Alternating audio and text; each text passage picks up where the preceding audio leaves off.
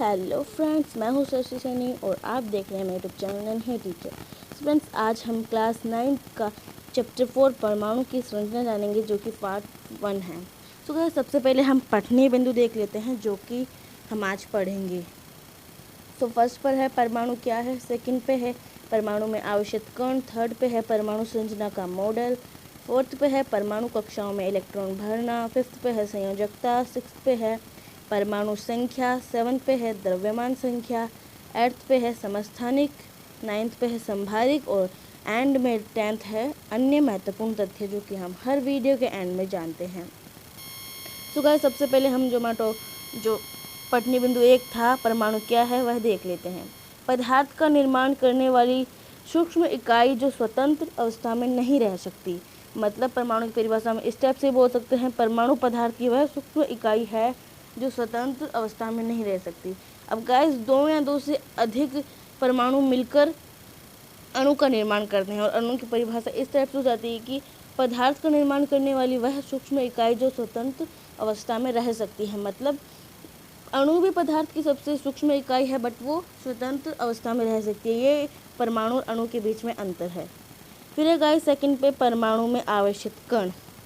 दोस्तों, ये 2 एग्जाम्पल है इसमें। कंघी को बालों से रगड़कर कागज के टुकड़ों को उठाना, मतलब कंघी की जगह हम स्केल का भी यूज़ कर सकते हैं। तो कंघी को अगर हम बालों से रगड़ते हैं तो उसमें आवेश उत्पन्न हो जाता है, और जब हम उनको कागज के टुकड़ों या कतरन के पास लेके जाते हैं तो वह उनको अपनी ओर आकर्षित कर लेती है। फिर गाइस, कांच की छड़ को रेशम के कपड़े पर रगड़ कर गुब्बारे के पास ले जाना। कांच की छड़ को भी अगर हम रेशम के कपड़े से रगड़ेंगे तो उसमें भी आवेश उत्पन्न हो जाता है, और हम उसको गुब्बारे के पास लेते हैं तो गुब्बारा अपने आप पास आता है, उसमें आवेश आ जाता है। तो गाइस, ये दोनों एग्जाम्पल परमाणु में आवेश को दर्शाते हैं। फिर गाइस, परमाणु में 3 प्रकार के कण पाए जाते हैं, जिनमें इलेक्ट्रॉन, प्रोटॉन, न्यूट्रॉन है। सबसे पहले है इलेक्ट्रॉन। दोस्तों, इलेक्ट्रॉन को हम स्मॉल ई से भी दर्शाते हैं। इलेक्ट्रॉन की खोज की थी जे थॉमसन ने, और इसमें ऋणावेश पाया जाता है, जिसे हम -1 से भी दर्शाते हैं। और इलेक्ट्रॉन का द्रव्यमान नगण्य होता है। अब नगण्य का मतलब 0 के बराबर। फिर गाइस सेकंड पे प्रोटॉन, जिसे हम स्मॉल पी से भी दर्शाते हैं। इनकी खोज की थी ई गोल्डस्टीन ने 1886 में। इस दोस्तों, प्रोटॉन में धनावेश होता है, जिसे हम +1 से भी दर्शाते हैं, और प्रोटॉन का द्रव्यमान 1 इकाई मतलब इलेक्ट्रॉन से 2000 गुना अधिक होता है। थर्ड पे है गाइस न्यूट्रॉन, जिसे हम स्मॉल एन से भी दर्शाते हैं। खोज दोस्तों, न्यूट्रॉन की खोज की थी जेम्स चैडविक ने और 1932 में की थी। और दोस्तों, न्यूट्रॉन में आवेश कोई नहीं होता है, वह सिर्फ उदासीन होता है, ना तो इसमें धनावेश होता है ना ऋणावेश। और दोस्तों, न्यूट्रॉन का द्रव्यमान होता है प्रोटॉन के बराबर, मतलब 1 इकाई। फिर गाइस परमाणु संरचना का मॉडल। तो गाइस, परमाणु संरचना का मॉडल 4 वैज्ञानिकों ने दिया था, जिसमें फर्स्ट पे है डाल्टन। इन्होंने क्या बताया था डाल्टन ने? परमाणु पदार्थ की सबसे छोटी अविभाज्य व अविनाशी इकाई है। तो इन्होंने बताया था कि परमाणु पदार्थ की सबसे छोटी अविभाज्य मतलब जिसके और टुकड़े नहीं किए जा सकते, और वह अविनाशी मतलब कि कभी नष्ट नहीं होती है, वही इकाई है।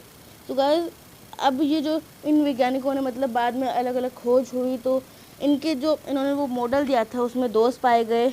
अब दोष में क्या है कि चूँकि परमाणु में 3 कण पाया जाता है, डाल्टन मॉडल को बाद में खारिज कर दिया गया। अब डाल्टन ने क्या बोला था कि परमाणु अविभाज्य है, पर बाद में खोज हुई तो पता चला परमाणु में 3 कण पाए जाते हैं, तो इसके बाद डाल्टन मॉडल को खारिज कर दिया गया।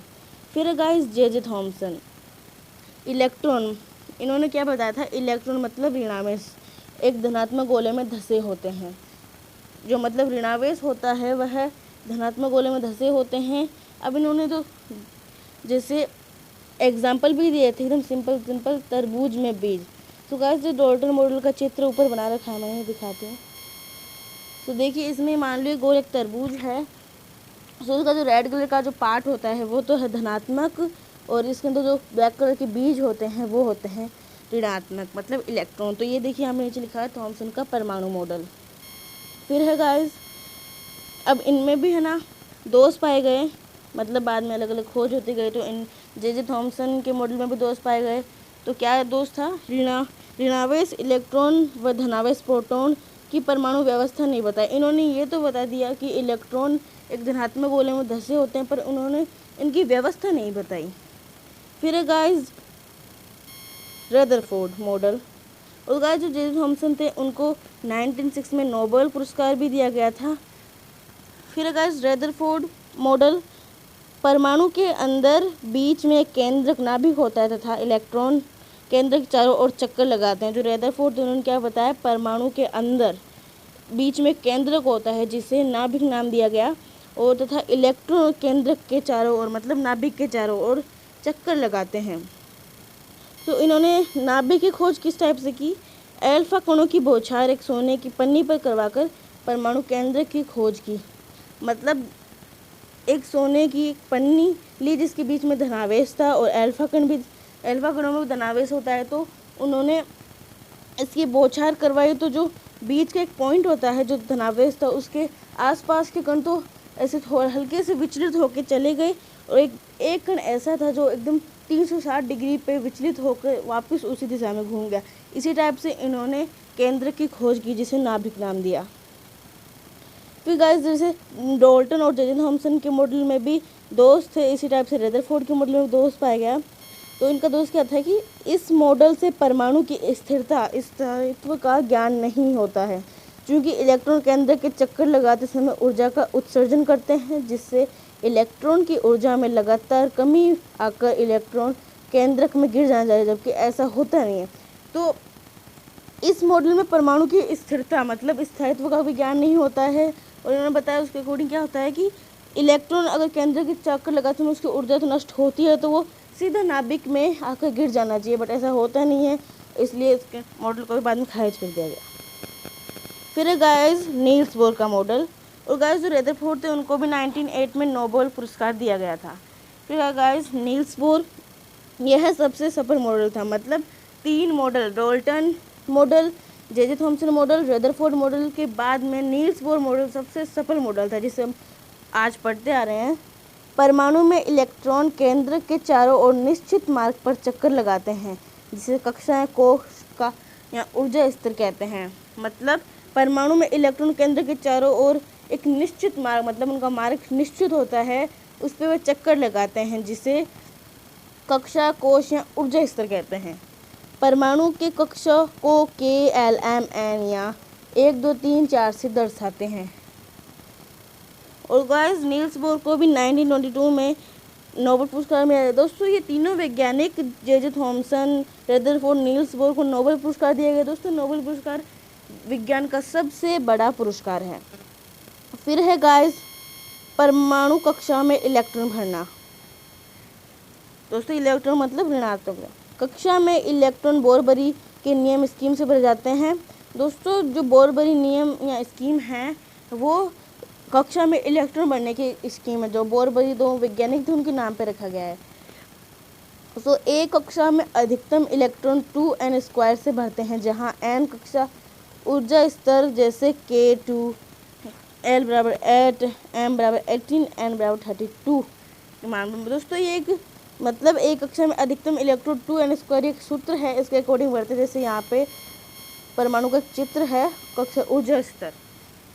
तो इसमें देखिए अगर मुझे जो सूत्र था 2n² में n का मान यहाँ पे सबसे पहले k कक्षा में 1 रखेंगे, तो यहाँ पे 2 मल्टीप्लाई 1 करेंगे तो 1 और 1 का स्क्वायर 2, तो 2 का 2 आ जाएगा यहाँ पे। तो इसी टाइप से 2n² मान रखने पर हमें कक्षा में इलेक्ट्रॉन की संख्या प्राप्त होती है। फिर है गाइस सबसे बाहरी कोश में अधिकतम संख्या 8 होती है। इलेक्ट्रॉन जो सबसे बाहरी कोश होता है परमाणु का, उसमें अधिकतम संख्या 8 होती है। किसकी? इलेक्ट्रॉन की। कक्षाएं क्रमानुसार भरती है, अर्थात अंदर की कक्षा भरने के बाद बाहरी कक्षा भरती है। मतलब दोस्तों जो मतलब परमाणु कक्ष में जो कक्षाएं भरती हैं वह क्रमानुसार भरती है। जैसे सबसे पहले अंदर की कक्षाएं भरेंगी, फिर धीरे धीरे बाहर की कक्षाएं भरेंगी। तो गाइस आज की वीडियो में बस इतना ही। आई होप कि आपको आज का वीडियो पसंद आया होगा और ये आपके लिए बहुत ज़्यादा हेल्पफुल रहा होगा। सो गाइस आज हमने 4 टॉपिक पढ़े। परमाणु क्या है, परमाणु में आवश्यक कण, परमाणु संरचना का मॉडल, परमाणु कक्षाओं में इलेक्ट्रॉन भरना। तो ये आज हमने 4 टॉपिक पढ़े। मैं पार्ट 2 भी लेके आऊँगी, उसमें हम ये जो बाकी के बचे हुए 6 टॉपिक हैं, संयोजकता, परमाणु संख्या, द्रव्यमान संख्या, समस्थानिक, संभारिक और डीएनए में अन्य महत्वपूर्ण तथ्य अगले वीडियो में जानेंगे। तब तक के लिए